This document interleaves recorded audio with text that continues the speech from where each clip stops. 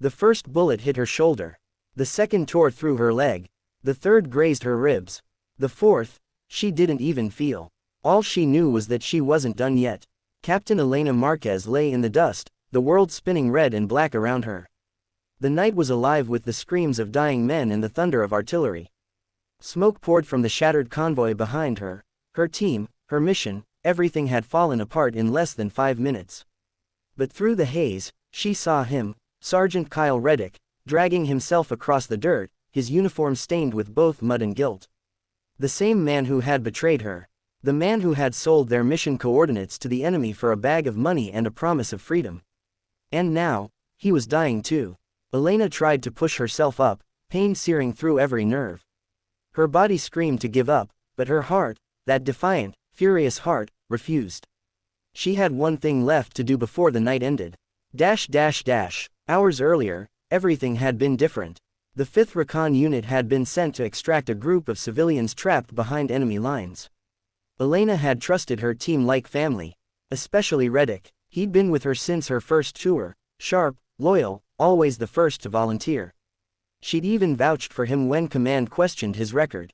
But that morning, something had felt off. He couldn't meet her eyes. He joked less. He avoided the comms tent when she was briefing the squad. She'd brushed it off, thinking he was just nervous. When the ambush came, it was too perfect, too clean. The enemy had known every route, every signal, every fallback position. Within minutes, half her unit was gone. The civilians they were supposed to protect had scattered in terror. And then she saw it, the phone in Reddick's pocket. The coordinates, the message thread with an unknown number. The realization hit harder than the explosion that followed. Now, under the burning sky, Reddick coughed weakly. Elena, leave me, he rasped, blood running from his mouth. They'll be back soon. She ignored him, crawling closer despite the pain that threatened to black out her vision. You sold us out, she said, her voice trembling, not from weakness, but fury. You killed them. His eyes glistened. I didn't mean for it to go like this, he gasped. They said no one would die, they just wanted the cargo. I didn't know they'd. She cut him off, pressing her hand to his wound to stop the bleeding. Save your breath. What are you doing? He whispered. Dragging you out of here, she said flatly. He stared at her like she'd lost her mind. You're shot 4 times, Elena.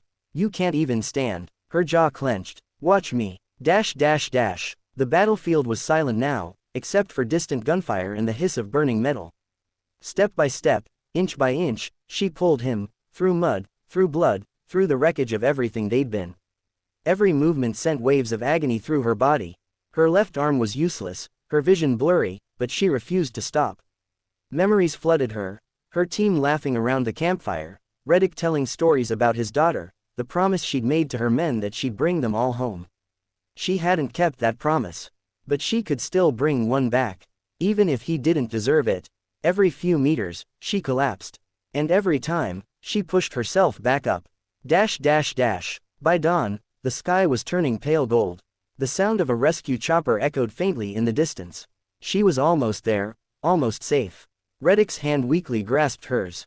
Why, he murmured. After everything, why didn't you leave me? Elena stopped, her face streaked with dirt and tears.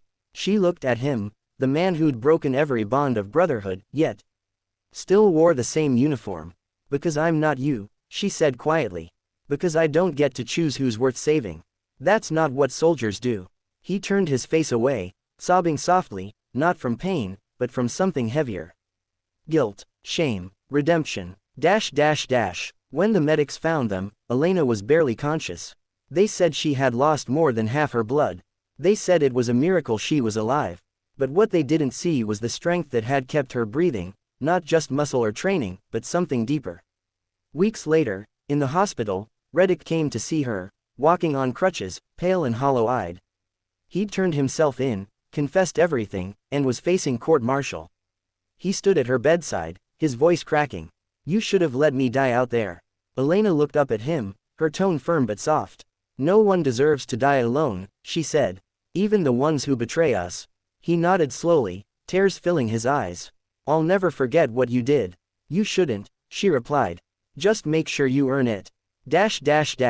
Months passed. The war moved on. Her scars healed, but the memories didn't fade. Sometimes she still woke in the night, hearing the echo of gunfire, feeling the weight of his body as she dragged him through the mud. But she never regretted it.